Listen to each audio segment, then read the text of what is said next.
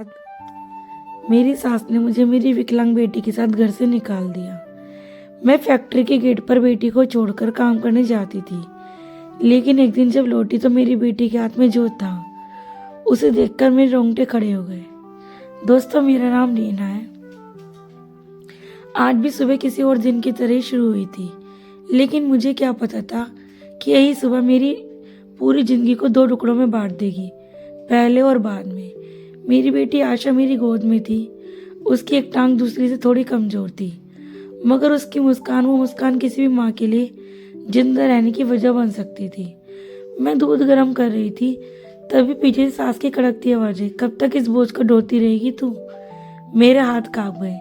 मैंने कुछ नहीं कहा। 5 सालों में चुप रहना मेरी आदत बन चुका था। सास कमरे में आकर खड़ी हो गई। उनकी आंखों में आज कुछ अलग था। फैसला।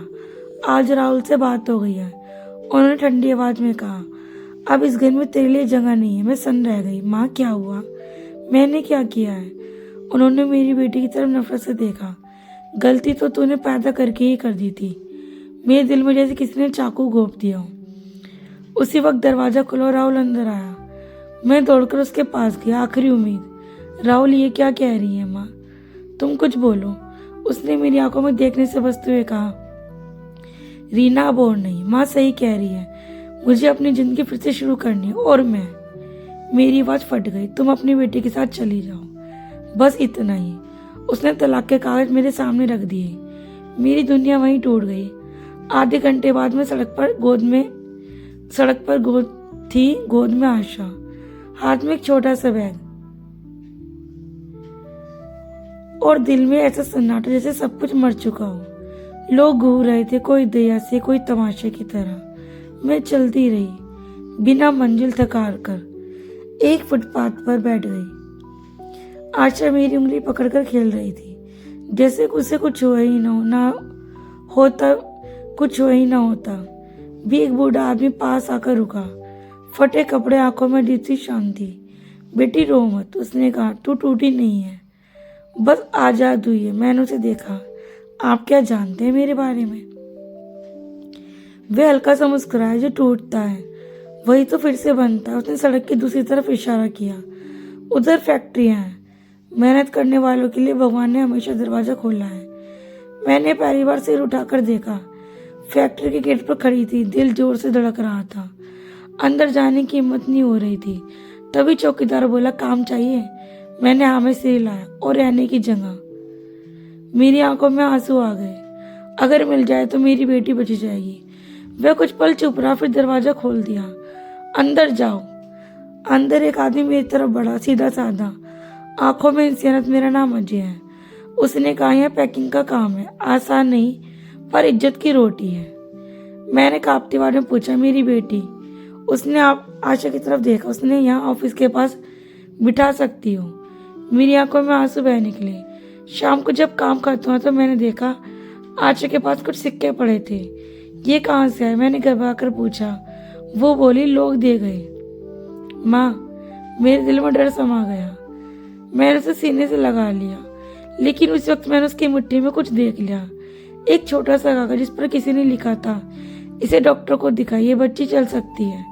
मेरे रोंगटे खड़े हो गए। मैंने चारों तरफ देखा। कौन था वो? किसने ये लिखा और क्यों? सरकारी योजना से इलाज हो जाएगा। माँ का हौसला चाहिए, पैसे बाद में। उस दिन मैंने पहली बार ऊपर वाले को धन्यवाद किया। इलाज के दौरान अजय ने मेरी बहुत मदद की। कभी छुट्टी दिलवा देता, कभी दवाइयों के पैसे आगे कर देता। एक दिन मैंने हिम्मत करके पूछा, आप मेरे लिए इतना क्यों कर रहे हैं? वो कुछ देर चुप रहा, फिर बोला, क्योंकि मेरी पत्नी भी ऐसी मजबूर में दुनिया से हार गई थी। अगर उस वक्त उसका कोई हाथ पकड़ लेता तो शायद वह आज जिंदा होती। मेरी आंखें भर आई।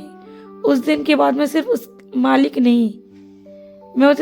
नहीं, एक सच्चा इंसान मानने लगी। बेटी की जीते 1 साल बीत गया। आशा बेसारगी के सहारे चलने लगी थी। हर छोटा कदम मेरे लिए किसी चमत्कार से कम नहीं था। एक दिन फिजियोथेरेपिस्ट ने कहा, आज बिना सहारे चलने की कोशिश करवाइए। मैं डर गई। आशा ने मेरी उंगली पकड़ी, फिर छोड़ दी। 1 2 3 कदम, फिर वो गिर पड़ी। मेरा दिल बैठ गया, लेकिन उसने रोना नहीं किया। वो उठी और फिर चली। मैं जोर से रो पड़ी। पूरी दुनिया जीत लेने जैसा एहसास था। दूसरी तरफ राहुल की दूसरी शादी ज़्यादा दिन नहीं चली। नई पत्नी ने सास के जुल्म सहने से इनकार कर दिया। घर में रोज झगड़े होने लगे। कुछ महीनों बाद राहुल को लकवा मार गया। वही माँ जो मुझे धक्के देकर निकालती थी अब उसी बेटे से व्हील चेयर पर धकेल रही थी। एक दिन फैक्ट्री के गेट पर आए मैंने उन्हें पहचान लिया। मेरे दिल में ना गुस्सा था ना बदला, सिर्फ शांति। सास रोते बोली, रीना में माफ कर दो। राहुल अपनी बेटी से मिलना चाहता है। मैंने आशा की तरफ देखा। आशा जो बिना सहारे चल रही थी। वो आगे बढ़ी और बोली, आप वही है ना जिन्होंने मुझे लंगड़ी कहा था। सास की आंखें झुक गई। मैंने शांति से कहा, माफी दिल से मांगी जाती है, मजबूरी में नहीं।